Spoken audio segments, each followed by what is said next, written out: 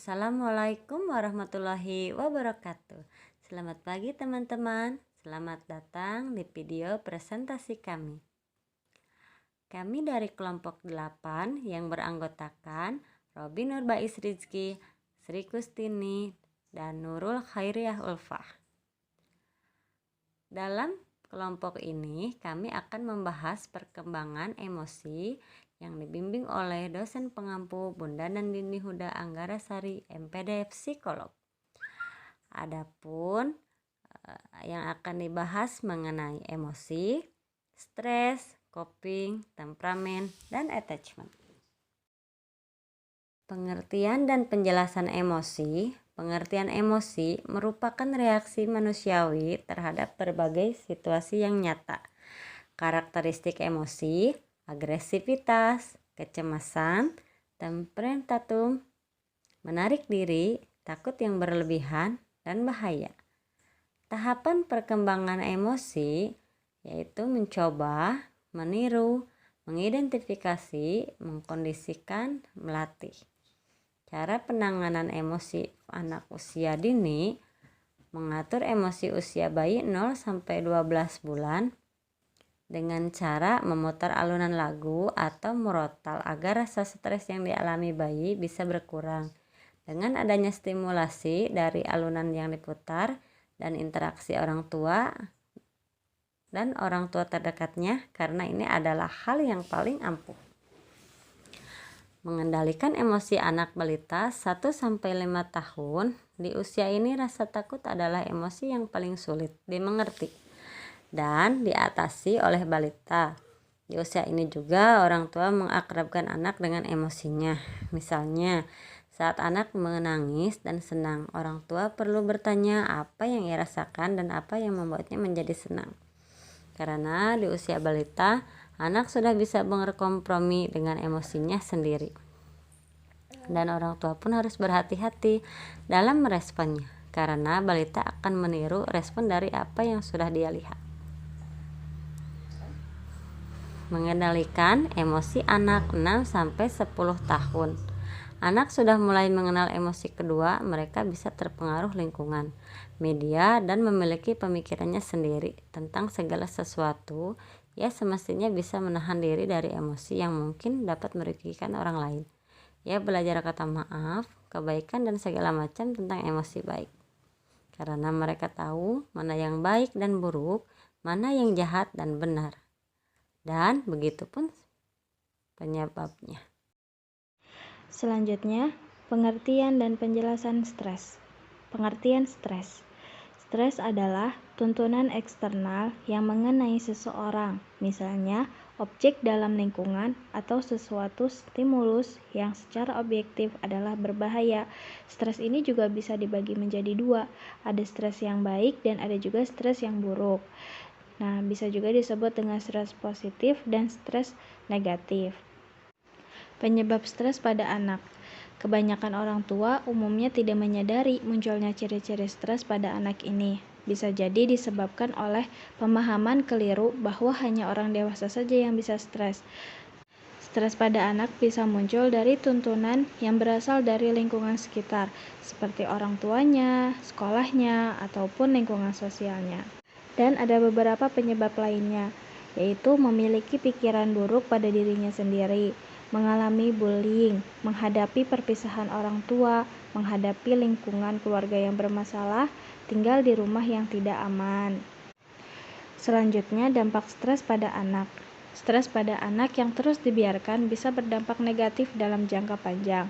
Maka dari itu, orang tua harus lebih memperhatikan anak saat anak sedang mengalami stres.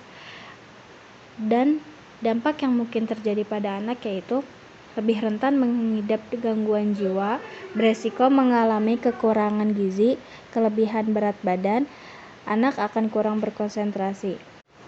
Selanjutnya, cara mengatasi stres pada anak. Ada beberapa cara yang bisa dilakukan, yaitu dukungan anak dengan hal positif, cari solusi stres bersama anak, bangun suasana rumah yang tenang dan aman, pastikan anak cukup pada tidur dan makan. Mendengarkan keluh kesahnya. Selanjutnya, poin ketiga, pengertian dan penjelasan coping. Pengertian coping. Coping adalah suatu pola karakter atau perilaku yang dapat meningkatkan kemampuan adaptasi seseorang. Coping juga dapat dipandang sebagai suatu kemampuan menghadapi stres untuk mendorong diri agar tetap terus maju mencapai tujuan yang telah ditetapkan. Coping sendiri adalah proses dalam mengelola tuntunan-tuntunan yang datang baik berasal dari dalam maupun dari luar diri individu yang dinilai dapat membebani atau melebihi kemampuan individu. Cara mengatasi masalah coping.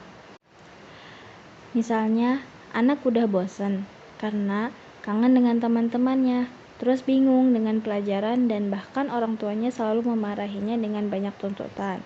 Maka, yang harus kita lakukan ialah dengan membiarkan anak untuk bisa bermain bebas, karena lewat bermain itu, anak bisa melepas stresnya. 4. Temperamen. Temperamen adalah gaya perilaku dan karakteristik seorang individu dalam merespons sesuatu. Temperamen seseorang biasanya sudah terlihat sejak bayi. Seseorang yang punya temperamen mudah marah atau tersinggung seringkali disebut sebagai temperamental. Adapun jenis-jenis temperamen pada anak yaitu yang pertama, easy temperamen. Easy temperamen merupakan jenis temperamen yang mudah atau fleksibel.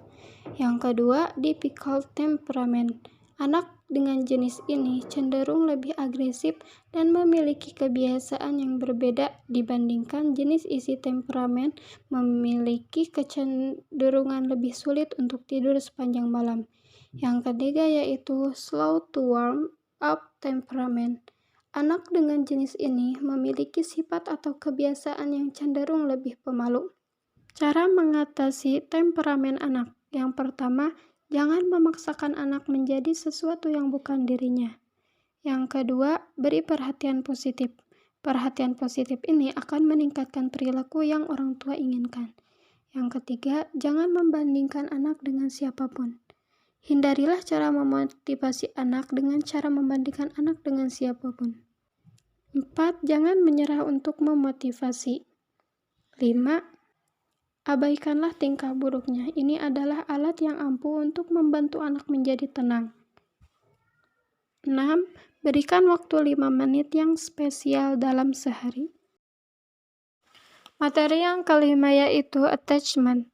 Menurut Bowlby, attachment, kelekatan merupakan tingkah laku yang khusus pada manusia, yaitu kecenderungan dan keinginan seseorang untuk mencari kedekatan dengan orang lain dan mencari kepuasan dalam hubungan dengan orang tersebut. Kelekatan yang aman membuat seseorang dapat membentuk dan menjaga hubungan dengan orang lain lebih mudah. Berikut cara membentuk attachment dengan anak. Yang pertama yaitu menggendong anak, 2. Berkontak mata dengan anak, 3. Berbicara dengan anak, 4. Lakukan aktivitas yang menyenangkan bersama anak, 5. Tidak memanjakan anak, dan 6. Mengekspresikan perasaan.